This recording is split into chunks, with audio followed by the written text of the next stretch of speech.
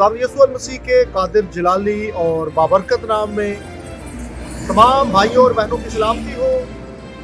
तो मैं मसीह में आपका खादिम फयाज अनवर, मेरी तरफ से, मेरे ख़ानदान की तरफ से सरोश टीवी और तमाम आलमगीर कलीसिया के भाइयों और बहनों को खुदावंद यीशु मसीह के जन्मदिन की खुशियाँ मुबारक हों।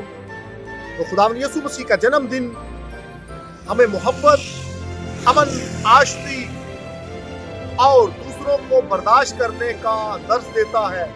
तो इस क्रिसमस पे जरूर मसीह की आमद के उस पैगाम को जाने, अपनी खुशियों में दूसरों को शामिल करें और क्रिसमस के हकीकी ईमानों को ना सिर्फ अपनी जिंदगियों में लें बल्कि दूसरों की जिंदगियों के लिए भी आप अमन, आशती और मोहब्बत का सबब बने। खुदावंद आप सबको बरकत दे।